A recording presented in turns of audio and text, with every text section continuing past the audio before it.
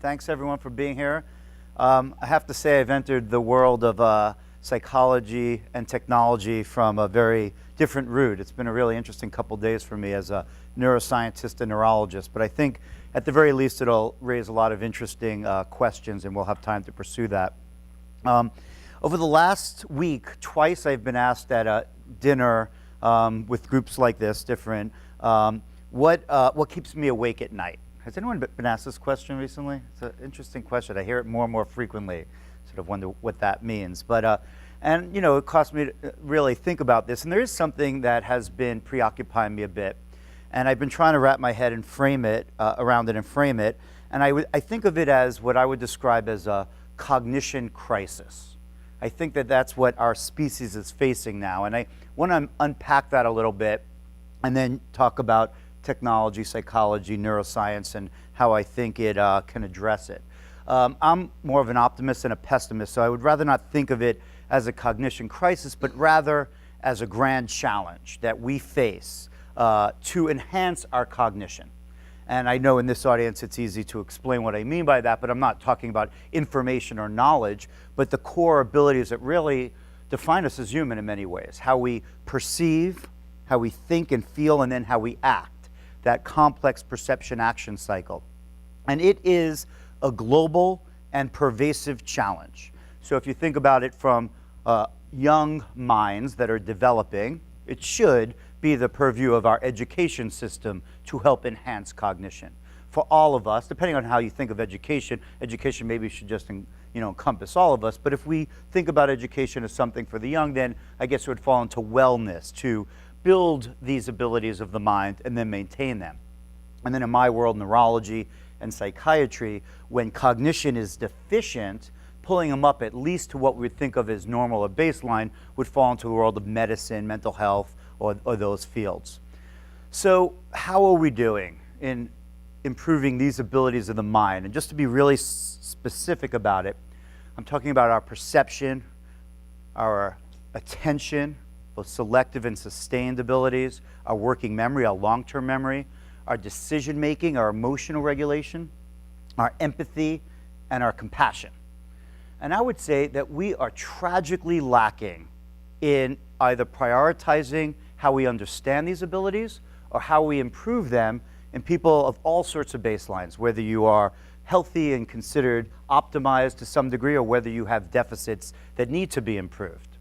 I just want to dive in a little bit on why I think we have such a problem right now and why we have a cognition crisis. The first, and I'm going to run a parallel stream between education and medicine, mental health. The first problem is that we have very poor assessments of cognition that we use in the real world.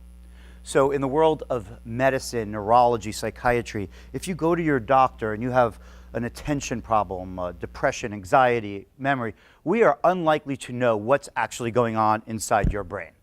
Many of the advances in cognitive neuroscience and functional brain imaging have not converted over from the basic science labs into the clinical domain.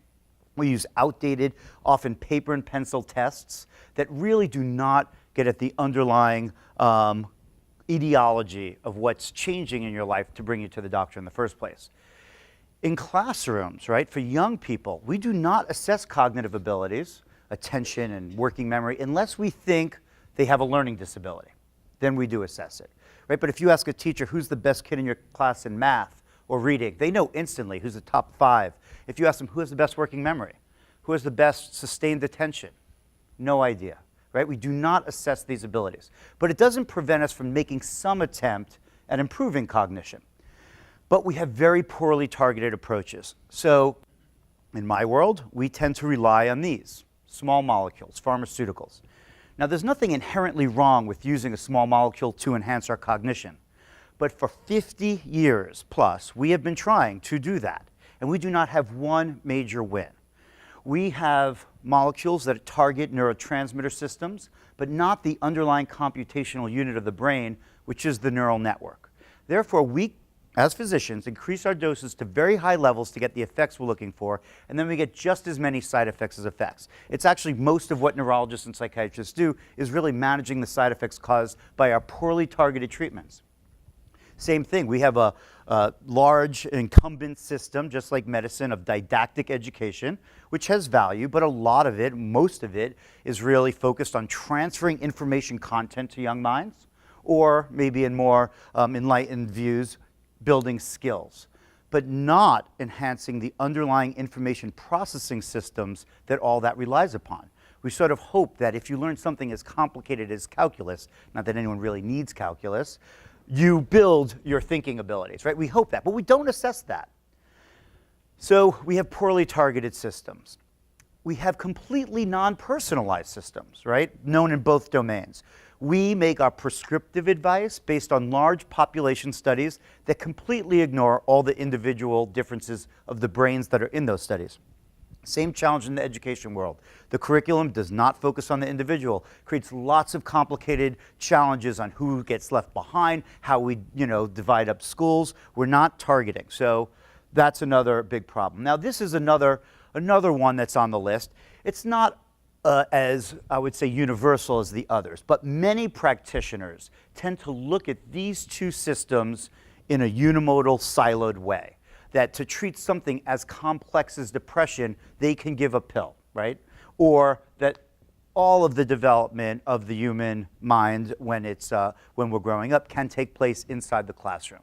So again, a very naive view of enhancing something as complex as the brain and mind through one single solution. But probably the biggest current problem we face in enhancing cognition is that we only really employ open loop systems. We have these long, sloppy, non-quantitative cycles between how we intervene and how we update that intervention based upon how it works. So it's really extreme, in the world of medicine. Let's say you take a pill to correct your attention deficit. You go home, you subjectively monitor your effects and your side effects. You go back to your doctor. It could be months later, and then we go up or down 5 milligrams, right? This is the art of medicine. I'd say it's just really not good enough. Now, it's the same thing in the classroom. How you do on your exams do not really update your knowledge of that material. It just maybe places you onto a class the next year, or maybe affects the whole system in an abstract way, not related to your learning. So these are not, the details that we're missing, right? These are fundamental problems that we face, whether we're trying to enhance cognition from a deficient system or in any one. So I would say we need to build at least a parallel system of cognitive enhancement that's targeted, personalized, multimodal, and closed loop. So how do we do that? Well, since we live in this part of the world, and I've been here for 15 years myself now, one of the ways that we entertain that is through technology. So that gets to our conversation over these last couple of days. So I'm going to take you through a pathway that myself and my teams have been working on to use technology to accomplish that goal. But first I want to pause, and I know this has already been discussed, and since I have such a short time, I'm not going to spend a lot of time with it, but the challenges of technology on the brain. So Larry Rosen over there, wave to everyone, Larry, is my co-author on this book that we published last year called The Distracted Mind, with the subtitle Ancient Brains in a High-Tech World. And it definitely could have been the entire topic of this conversation, but I knew a lot of other people would be talking about elements of this. But I think we have some unique points here in terms of how our brains have evolved in a very high-level way, what we would say in terms of our ability to set amazing goals, time-delayed, complex goals, interwoven with other goals, something that I would say is the pinnacle of human brain evolution. But then we have these fundamental ancient limitations in our cognitive control abilities, our attention, our ability to switch between tasks, our working memory. And that the collision between our high-level goal-setting abilities and our fundamental limitations in cognitive control create interference that then cascades through our lives and creates a distracted mind. So a conflict between what we want to do and what we're actually capable of doing. So I think that everything I say should be taken in the context that I am fully convinced that technology has challenged us. We've been hearing this over the last couple of days in many ways. But I also think that this is the opportunity of technology. A friend of mine, Jon Favreau, he's a Hollywood guy, a writer, producer, actor. His last movie, Jungle Book, he's now filming The Lion King, another animated movie. And we did recently a stage sort of fireside chat on virtual reality and storytelling. And John would say, I want to find the humanity in the technology. He uses technology all the time in the most amazing ways I've ever seen, but it's always to pull out what is most human about us. And I actually think this is a really amazing way of thinking about the challenge that the technology world now faces in terms of how they think about developing technology. Does the technology enhance what makes us most human, or does it degrade it? And this should be part of the developmental cycle. I'm not saying that profits should not be the bottom line, I get that, but this should be a part of the conversation. Whether it happens naturally through this type of discourse or whether in some ways it can be regulated, I'm not clear about, but I do think that hopefully when we look back 10 years in the future, from 10 years in the future, we look at this point in time as the pivoting point of technology where we started paying a lot more attention to this. And obviously meetings like this are right at the core of that. So how do we do this? And why is this so important right now? I think one of the reasons it's so important, and this has been brought up several times, is that we have this amazing consumerization of virtual reality, augmented reality, motion capture, physiological devices, and machine learning and other artificial intelligence systems. Now, most of these are being developed and will be deployed for entertainment, communication, and media. And there's obviously absolutely nothing wrong with that, but this is the opportunity for technology to really act in the service of enhancing our cognition. And I'd say at a very high level, at the sort of basics is not that complicated of why this is possible. It's because this technology, as well as all the technology we currently have, can be used to create very powerful and even targeted experiences. And as we know, experience is a strong driving force on our brain's plasticity. It's not the only driving force. Injury also drives plasticity in terms of compensation. But this is the entire basis of learning. I'd say this is a completely non-contentious point amongst neuroscientists. We know through many examples that are easy to share of how strong this relationship is. You could witness a single tragic event, not suffer shrapnel in your brain, and detrimentally impact the functioning of your brain for the rest of your life. We call that post-traumatic stress disorder, PTSD. So if an experience can drive such a profound and enduring negative impact, then I would say that the challenge that we should think about for technology is how do we create new technologies or leverage existing ones to build powerful experiences that are designed to maximally harness our brain's plasticity, to drive it in a positive way, to enhance our cognition, refine our behavior, and ultimately to elevate our minds and deal with this cognition crisis that I think we see every time we turn on the news these days. All right, so how do we do that? All experiences are not created equal. This is actually one of the challenges with the field I'm in, that although this basis and foundation is very strong, I don't think anyone would disagree with this, it doesn't mean that every experience you create will be equally effective at harnessing plasticity and improving your behavior in a meaningful and a sustainable way. The experiences that I'm most interested in building with technology are closed-loop systems. So I already mentioned the open loop, but I want to be really explicit about this. A closed loop is where you intervene in some way and quantify the impact, the influence, with as low latency as possible. So ideally in real time, you're recording, and then using that data to refine your intervention based upon what you found. If what you were doing was not enough, you apply more. If it was too much, you pull back. You apply, you record, you refine, over and over again, cycling. At each cycle becoming more personalized, more focused at changing whatever outcome you're trying to drive.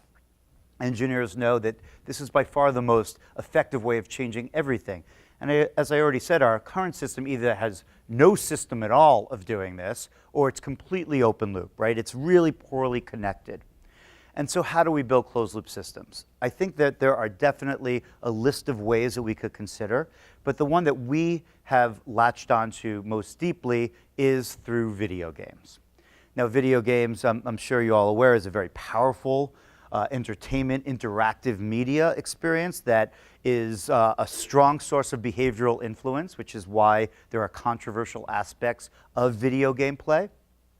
But those same elements are what makes it most interesting as a closed-loop system to improve cognition. And so let's just visit an animated cartoon of this idea about closed-loop video games as an enhancing tool of cognition. So you're playing a video game, and of course it's your brain playing the game, driving your body. In real time, your behavior could generate performance metrics, how accurate and how rapid you are to respond at the most basic levels. This data can be recorded and then in real time feedback an updated environment in a closed loop fashion that is responsive to your performance. So it could challenge you right at the level of your ability where it's not so hard that it's frustrating, not so easy that it's boring. Just put you right in what our game developers would call a flow state. The other thing we could do in real time is give you feedback and reward. And every game developer already knows that this is how you create deep engagement in the experience of gameplay. So this is the basic system, but it also offers us another opportunity of bringing on technologies like motion capture, physiological devices, all of which are consumer available right now. So you can capture a deeper aspects of your behavior and your performance in the moment, your physiology, and feed that into the game engine.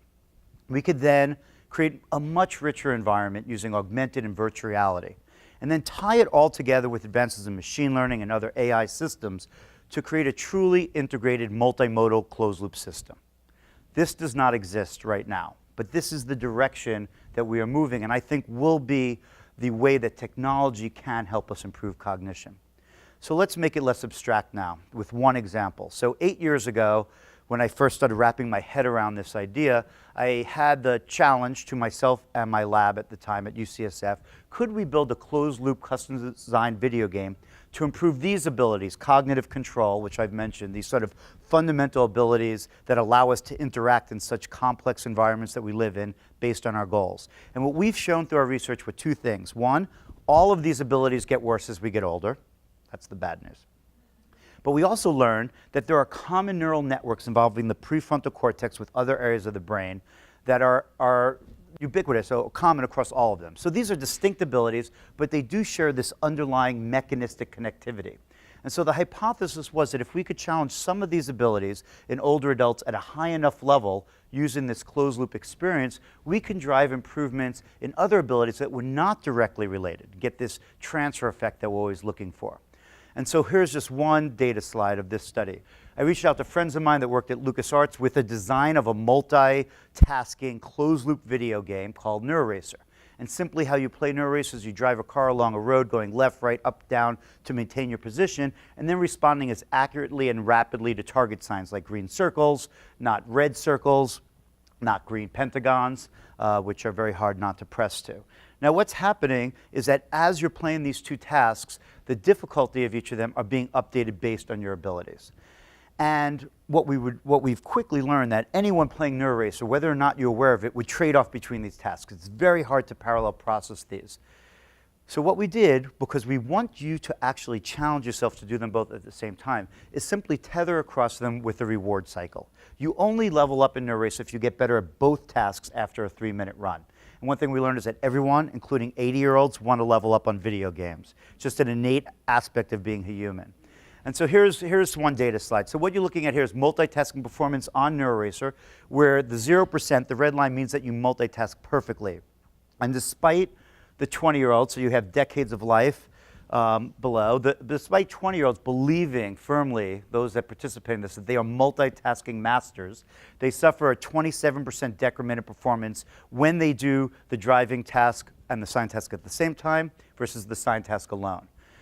We next asked the question, what happens across the lifespan? Based on dozens of studies that we published, we know that older adults do not multitask well, even if you equate the difficulty of the two single tasks to their ability levels. What happens in between? Do you just maintain this ability at a high level only to suffer in one tragic year? And no, you suffer every tragic year of your life. So this is the general trend that we see in multitasking abilities. We also had neural data showing that it was the engagement of the prefrontal cortex that declined. 1 month after training, we found that we were able to improve the ability of our older adults to multitask on the game, even exceeding that of 20-year-olds. We showed that this was caused by robust engagement of not just the prefrontal cortex, but its connectivity and networks with the rest of the brain, and that this ability was sustainable 6 months later. Most exciting, we confirmed our hypothesis. We showed that we can improve their attention and their working memory abilities in totally different tasks that were tested before and after, and only in the group of older adults that played the multitasking version of NeuroRacer. The group that played a single tasking version, doing the sign test and the driving test separately, had no transfer effects. So the active ingredient in this game, to borrow a term from the pharmaceutical industry, was the multitasking challenge. So we published this at the end of 2013, and this journal is the cover of the journal, you know, sort of as exciting as you get as a scientist, even a nice pun from Nature. But I have to say that over the last 4 years, this has essentially tortured me because it forces me to message that if there's really a game changer here, it should be the blueprint of how you build at a high level by just opening your eyes that you don't know everything, and you could have a group of scientists that work with professionals in the video game industry to create something that neither group could do alone. And then you do a very careful randomized controlled trial using neurometrics as outcomes to understand the mechanism of these effects. So hopefully we'll see a lot more studies like that, which I think are absolutely critical if we're going to move something from the entertainment world into medicine and education. I'm going to tell you about two things that have happened since then. The first is that we went on and patented the technology. I filed a patent on the underlying methodology of NeuroRacer. Not the game itself, but how the game is sort of driven, the engine of the game. Actually, just 3 weeks ago, that patent was finally approved, 6 years later. So we now have a patent on this method. And Achilles is a company I started with friends from LucasArts and a healthcare venture group in Boston. Achilles has done something very interesting. It licensed that patent that's owned by UCSF to build a way better game called Project Evo, but uses all the same mechanisms, but brings a much higher levels of art, music, and story, all of which are critical if you're going to involve and engage young people, especially if you don't have violence in your video game. This is the polarizing part of the story. You cannot download Evo on the App Store. There is no consumer product. I am not selling you anything here today. We are a completely non-revenue generating company. What we are doing is trying to see if we could take this next version of the video game through the highest level of regulatory approvals, both as a diagnostic tool and a therapeutic tool to enhance cognition, in this case attention and working memory, in these diverse populations, which you could read up there, all of whom have attention and working memory problems. The study that has gotten the most attention, I think deservedly so, is our ADHD study, which just completed its phase 3 FDA registration trial. So that is the study that you do, the multi-site trial that's done right before you submit something to the FDA for approval as either a medical device or a drug. So this would be a class 2 medical device, and the study we just completed, if successful, would allow us to have the first ever FDA-cleared non-drug treatment for ADHD, and I guess the first prescribable video game in the world. So that study is done. I patiently await the data that is now blinded to all of us. I'm not actually even on the study, and we should know that within the next month. So we'll see. It's been a long journey, but this is where we're going. So, you know, the FDA essentially considers this a new category of medicine. So we might think that now we have pharmaceutical medicines that deliver molecular sort of experiences, and here we would have a digital type of medicine to deliver an experiential treatment. So let's see if we can reach that endpoint, and we'll know soon enough. In the meanwhile, no one in our lab at UCSF wanted to do the routine type of cognitive neuroscience research that we started doing. Everyone wanted to do what we describe as translational neuroscience. How do we bridge between technology and neuroscience to create these positive tools that can help both assess and improve cognition? I'm just going to show you a couple pictures of what our lab and center look like, not very far from here at all. You could see this is one of our 3 labs. This is the control room that sits on the opposite side of this experimental treatment room. So we now build new experiential treatments, largely through video game technology that challenge different aspects of cognition, and this is where you would come for testing. Just to mention a couple technologies that we're most excited about, of course, mobile wireless technology. Not just the devices that record them, that deliver software, but how we can record physiology in a really sensitive, robust way. So we're just about to begin studies that use EEG recordings at home to track plasticity changes over time, something we've never really done before.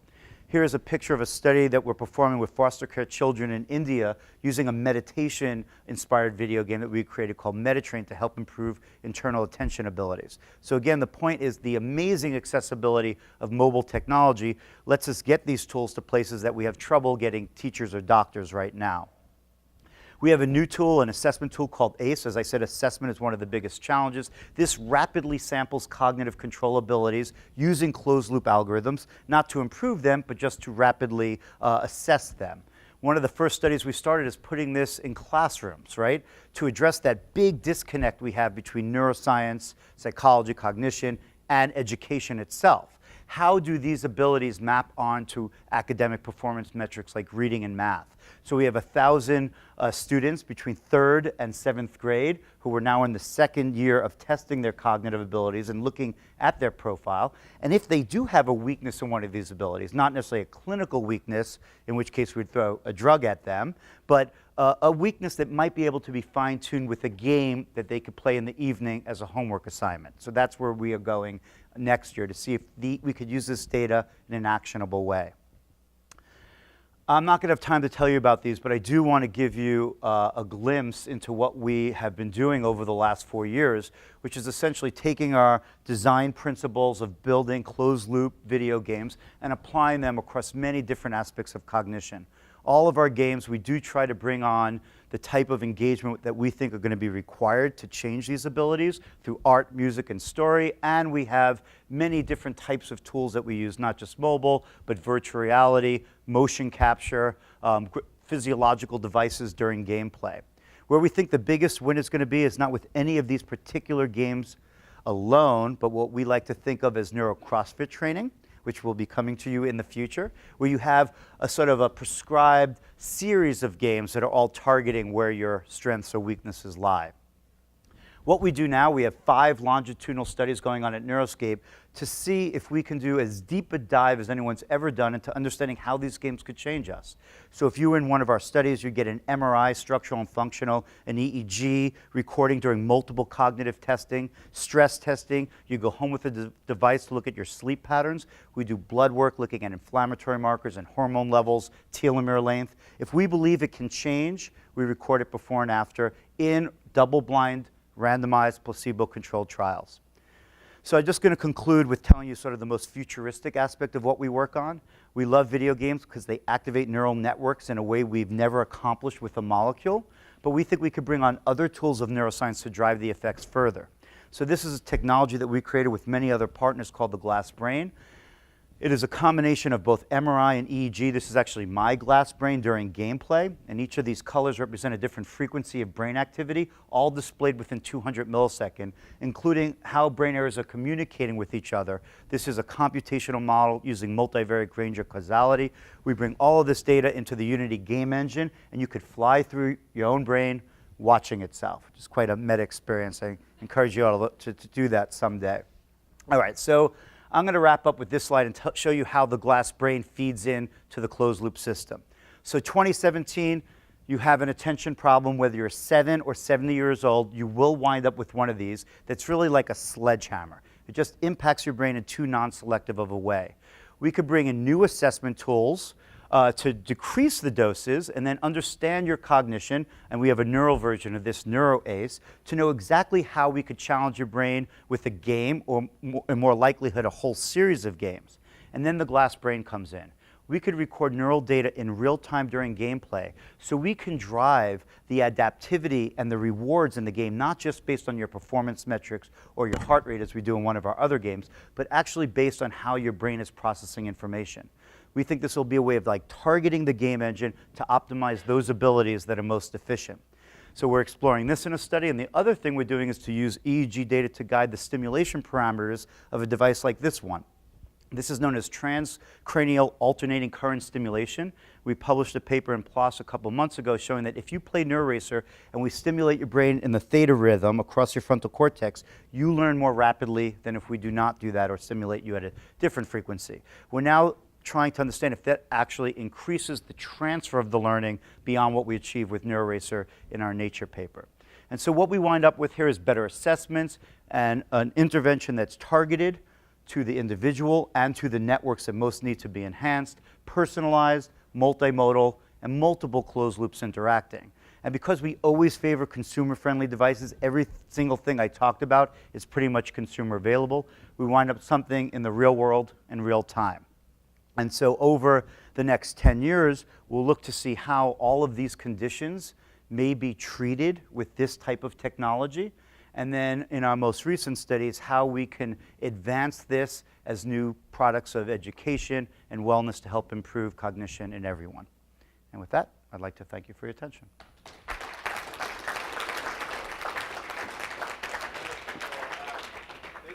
Yeah, so we have to see it that way. You can't propose to the FDA that you have something that could produce a positive effect and not entertain what the negative effects are. So one of the first advantages we have is stripping the violence out of the video games, because as you know, it's a controversial aspect of the consumer side of this field. The other side effect is addiction, right? So if you have a young person with an attention deficit and now you give them a treatment that prevents them from sports and dating and everything else they need to do in their lives, it should be considered a side effect. The advantage we have is that with our software, we can deliver a very precise and controlled dose. So in our ADHD study that we just completed, the 8 to 12-year-olds that were in that study could not play Evo for more than 30 minutes a day, 5 days a week. Can't play for 45 minutes a day, can't play it 6 days a week. So this is another advantage of digital medicines versus pharmaceutical medicines, that we could precisely control dosage. You cannot overdose on this treatment, and we could also monitor compliance remotely. So that's one side effect we're looking at. Another is that maybe improvements in cognition in one domain leads to deficits in the other domain. We do try to look for that. We have not seen strong examples of that, but it's certainly possible. Do I just jump around? Okay, we'll just move around. Yeah. So I think the helping cure people with deficits and stuff like that is great, really interesting. But I have a question, just forgetting about that Sure. for a second. So, Yep. So another part is just improving. Yeah. People at baseline to be better. So let's say hypothetically you are able to develop this technology that increases, let's say, our working memory by 50%, something like that. What does that do? Like, what do you see the effects of that? Like, let's say everyone in society, we increase working memory by 50%. Yeah. What does that look like? What happens? Like, are we just smarter and can we do more calculations? I think that once you improve the foundation, the cognitive control abilities, and then you have a system that you advance to things like decision making, and as I mentioned, empathy, compassion, what we think of as wisdom, then we get to address the other grand challenges like climate change. I don't think we can address climate change with just information about what's going on alone. You need to have, a different time-delayed view of the world and empathy for people that might be impacted that are not you. So I think that we can enhance our cognition as a species and advance us along that pathway. And it's something that we have not prioritized, but we have in the past, right? So if you look at Eastern traditions and mindfulness and contemplative practices, that's exactly what they have been trying to do.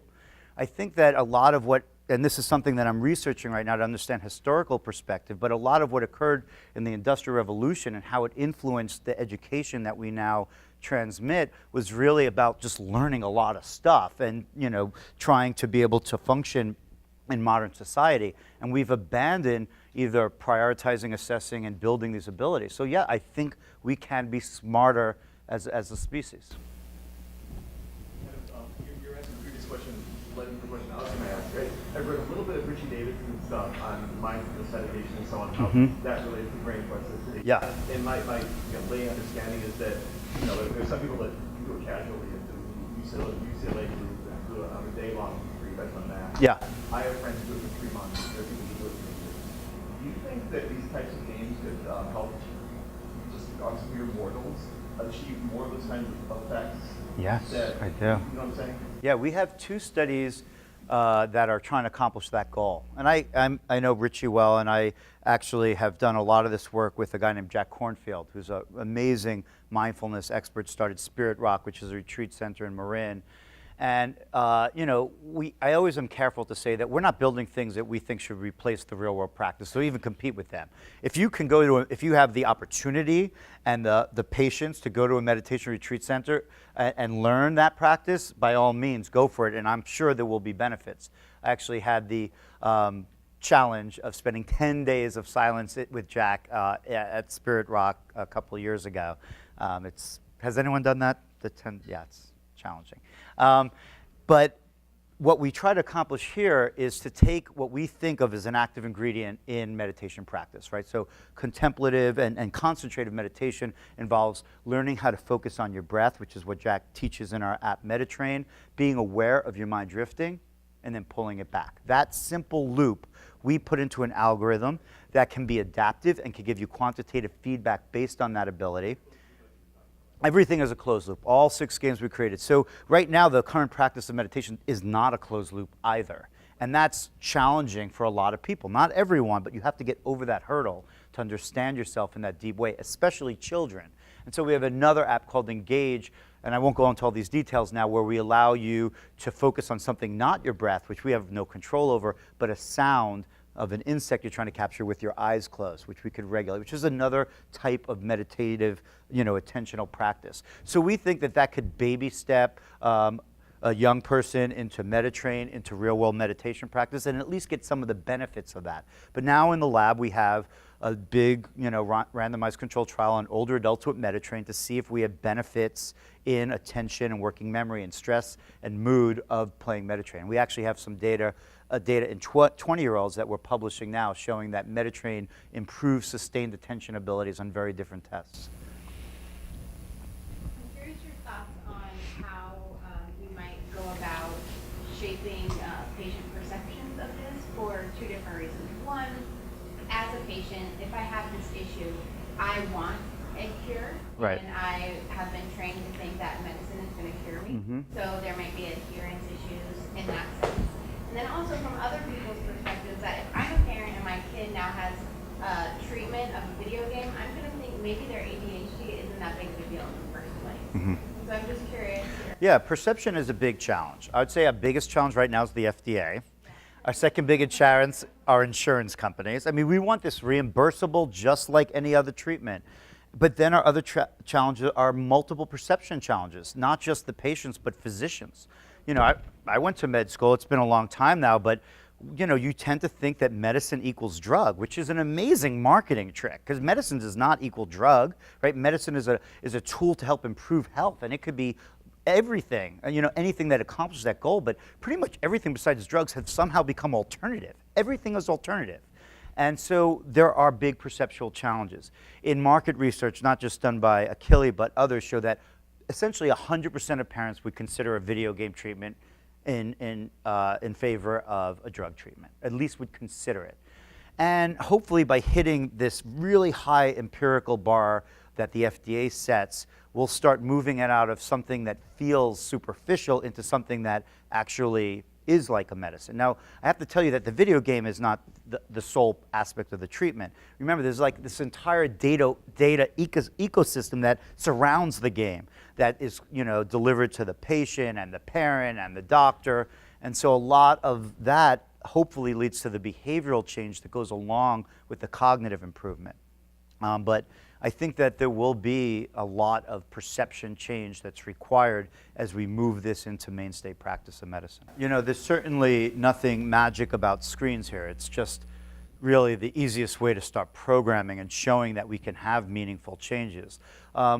Also, probably 99% of the time, we're actually just replacing other screen time. So I'm not saying that's, a hand-waving way of dismissing it as a challenge, but the reality is most kids go home and play video games anyway, and so that makes our regulatory approach a little easier. But I agree, if you can have approaches that don't require screens, they're a lot more challenging to program and create, but I think that will be part of our future. I didn't show you all of our games, but we have motion capture games. They do involve screens, but they involve physical fitness and movement. Matter of fact, 3 of our most recent games are full body motion capture games. So I think that we will move into other more sophisticated ways of using closed loop video games besides screens, but we're not there yet.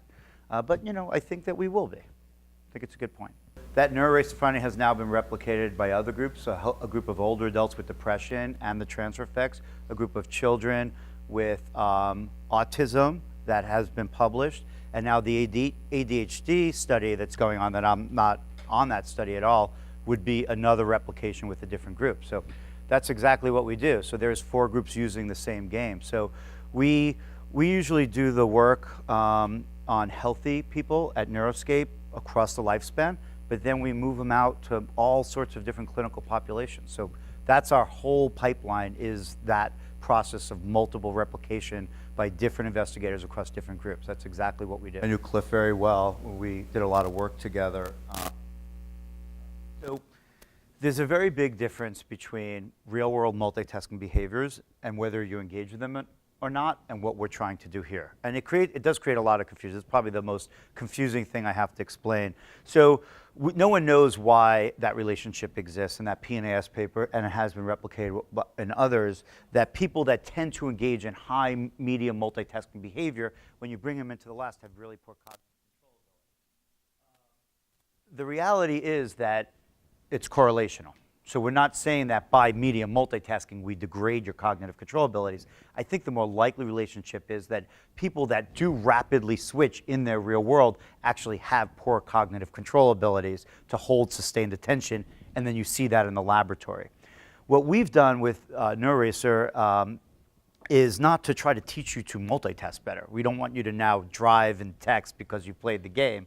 The idea was simply because our brains are so poor at it and it's so hard to do that it would be the type of activity that would drive this network and this system into a more optimal way to lead to transfer, which is what we found.